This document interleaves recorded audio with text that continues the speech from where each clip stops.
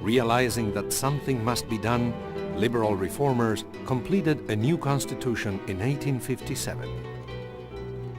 The constitution called for an end to feudalism, more political rights for the Indian masses, and a reduction in the power of the church. Conservatives revolted, and Mexico once again plunged into chaos. For 3 years, guerrillas, supported by reactionaries and church leaders, tried desperately to overturn the reforms. But it was the liberal reformers from the countryside who would carry the day. In January of 1861, the first full-blooded Indian to rule Mexico in 350 years entered Mexico City. Orphaned at the age of 3, Benito Juarez grew up in an isolated Indian village. By age 12, he had yet to learn to read or speak Spanish, but he was determined to make a better life for himself. He left his adobe hut in the village and trekked almost 50 miles to the provincial capital. By the time he was 18, he had begun practicing law and dabbling in politics. 3 decades later, he became Mexico's first Indian president. Myself, a son of the people, I shall not forget them. On the contrary, I shall provide for their education and see that they grow and make a future for themselves. Benito Juarez. With the rise of Benito Juarez, the conservative groups are seriously threatened and on the verge of destruction.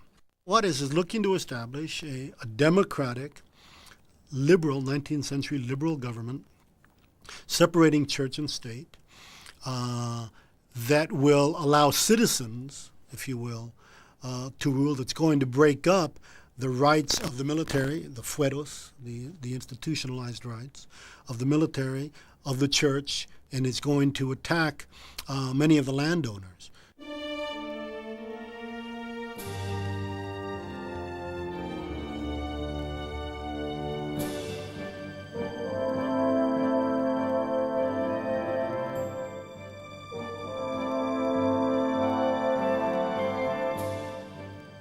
To help those in need, Juarez looked first to the Catholic Church, the single most powerful institution in Mexico.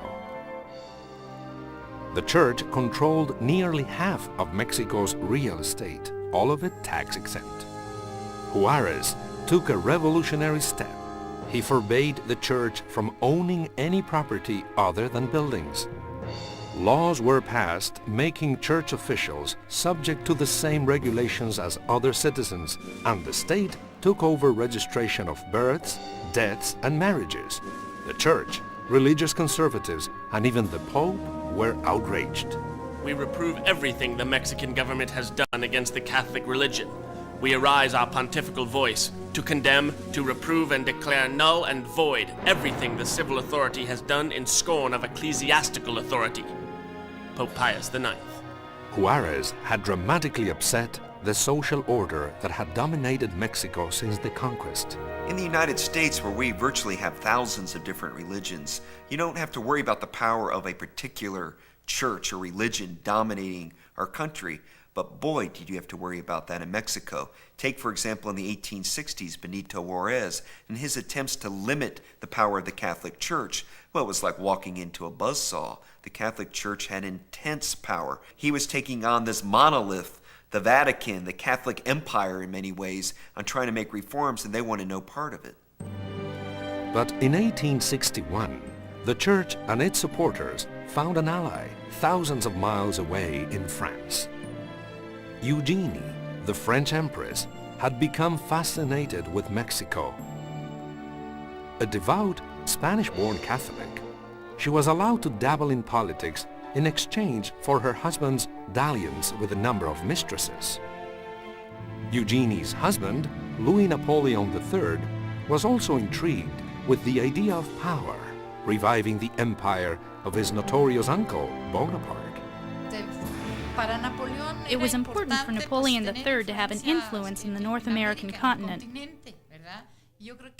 I believe that the way he wanted to do this was by establishing an empire in Mexico. He did not yet have an empire to rule, but like his aunt and uncle, he had a great interest in power. Swayed by promises that the Mexican people would welcome the French army, Napoleon III leapt at the chance to add Mexico to his growing domain. He merely awaited an excuse to invade.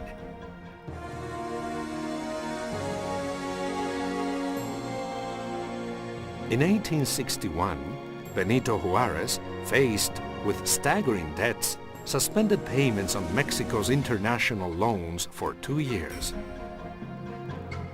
Napoleon jumped on the issue, sending the French fleet to Veracruz and promising to collect France's share of the Mexican debt. Napoleon's timing was perfect. America, distracted by its own civil war, was in no position to enforce the Monroe Doctrine, which forbade foreign intervention in the Western Hemisphere. In the 1860s, of course, the United States is in the midst of the Civil War, and Abraham Lincoln had his hands tied. He could not enforce the Monroe Doctrine in the rest of the hemisphere. And boy, if there was a time to enforce it, it was then, because he had Napoleon III, anxious to grow in fame and popularity, to make France have control of Mexico and have a big influence in Latin America. And we couldn't do anything to stop Napoleon III because we were too busy fighting north and south to worry about what was going on in Mexico. From Veracruz, Napoleon's troops marched on Mexico City, following the now well-trodden path of conquest. But the road to the capital was not an easy one. At a town called Puebla, on May 5th, 1862, the French were stopped dead in their tracks by the army of a young Mexican general named Porfirio Diaz. A heroic battle remembered in history as Cinco de Mayo. Porfirio Diaz was a self-made general. He did not have formal military training, but was a self-educated military man. And he first established a national reputation in 1862 when he found himself engaged in a battle against the French. Diaz's victory subsequently became a national holiday. It's celebrated in Mexico, and it's also celebrated in areas of the United States where there is a large Hispanic population. Despite the Mexican heroics, Puebla eventually fell after a 2-month siege. Napoleon's army marched triumphantly into Mexico City. Though the Mexican army fled the city, Juárez would not surrender. Mexicans, if they intend to humiliate Mexico, to dismember our territory, to extinguish our nationhood, I appeal to your patriotism to the defense of our country. Benito Juárez. Despite Juárez's brave words, Napoleon controlled the capital and declared Mexico a Catholic monarchy, naming an Austrian archduke, 32-year-old Ferdinand Maximilian von Habsburg, to rule.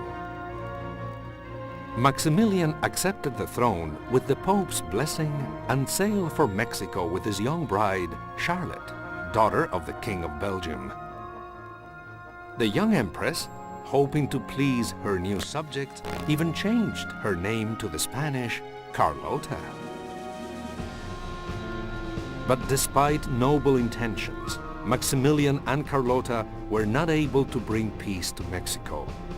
Juárez continued his revolt, and Mexican conservatives found themselves unable to fully embrace a monarch forced upon them by a European power. Within 2 years, Napoleon was growing tired of his ill-conceived Mexican adventure. Maximilian was isolated. The French Empire in the Americas was about to crumble like a house of cards. In the spring of 1865, Benito Juárez's guerrilla armies were growing stronger each day, supplied with arms from the United States. As the Civil War began winding down, particularly right after Vicksburg and Gettysburg victories for the Union troops, Slowly, the Lincoln administration, and later picked up with great speed by Andrew Johnson's administration, could start helping by sending arms to Mexico and clothing, by sending troops down towards the border, by making it clear that the United States would not tolerate this sort of European interference in the New World. Napoleon III, weary of sending his best troops across the Atlantic and unwilling to risk war with the United States, backed down, ordering the French soldiers to leave Mexico. With no French army to protect him, the noose was drawing tight round Maximilian's neck. He sent Carlotta back to safety in France. Defiant to the very end, Maximilian led a small army of Mexican royalists, which were quickly crushed by Juarez.